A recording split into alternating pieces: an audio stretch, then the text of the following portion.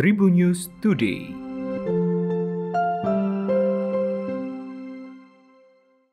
Halo, apa kabar Tribuners? Berjumpa kembali bersama saya Devi Rahma di Tribun News Today. Devi akan berbagi informasi menarik hari ini, mulai dari info nasional, regional, selebritis, dan olahraga. Konfederasi Serikat Pekerja seluruh Indonesia menerjunkan tim Brigade Tangga Bencana untuk membantu penanganan erupsi Gunung Semeru di Lumajang, Jawa Timur. Menurut Presiden KSPSI Andi Gani, bantuan ini diberikan untuk meringankan beban korban bencana erupsi. Andi Gani berharap kehadiran tim brigade ini bisa segera berkolaborasi dengan Basarnas, BNPB, Kementerian Sosial, TNI, dan Polri untuk dapat mempermudah pengiriman bantuan ke lokasi kejadian. KSPSI telah menyiapkan bantuan untuk membantu korban dan mendirikan posko bantuan di wilayah Candipuro, Lumajang, Jawa Timur. Seperti diketahui, tim Brigade Tangga Bencana KSPSI telah berpengalaman dalam penanganan bencana di antaranya saat gempa Aceh, Palu, NTB, dan musibah-musibah yang terjadi di tanah air. Andi Gani mengaku bangga atas kepedulian tim Brigade Tangga Bencana KSPSI dalam situasi saat ini.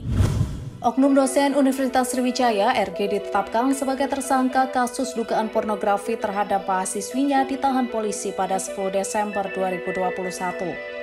Penahanan ini dilakukan penyidik setelah RG hadir ke Polda Sumatera Selatan menjalani pemeriksaan sebagai saksi.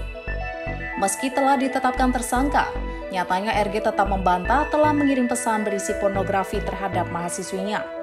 Bahkan dalam pernyataannya di hadapan media beberapa waktu lalu, ia mengelak sebagai pemilik nomor yang berisi pesan tak pantas tersebut. Namun, polisi memiliki cukup bukti sehingga menetapkannya sebagai tersangka tindakan pornografi. Polisi mengamankan sejumlah barang bukti, yakni 3 handphone milik korban, serta 1 handphone milik tersangka yang diduga dipakai untuk mengirim chat. Atas hal tersebut, RG terancam dijerat dengan Pasal 9JO, Pasal 35, Undang-Undang Nomor 44 Tahun 2008 tentang pornografi. Tersangka terancam menjalani hukuman paling ringan 1 tahun dan maksimal 12 tahun kurungan penjara. Selebgram Rahel V-nya, Salim dan Maulida telah menjalani sidang kasus pelanggaran karantina. Sidang kasus tersebut digelar di Pengadilan Negeri Tangerang pada Jumat 10 Desember 2021. Selain Vince Tasman, Rahel V-nya juga didampingi oleh belasan teman selebgramnya. Rahel V-nya dinyatakan bersalah. Putusan ini sesuai dengan tuntutan yang dibaca oleh Jaksa Penuntut Umum untuk ketiga terdakwa. Meski divonis bersalah, Rahel tidak perlu mendekam di penjara.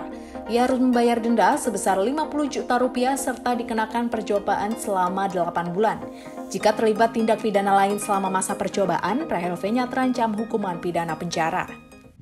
Tim Wushu DKI Jakarta berhasil meraih 6 medali emas dan Jawa Timur merebut 5 emas pada hari ketiga final stage sirkuit nasional Taulu Junior.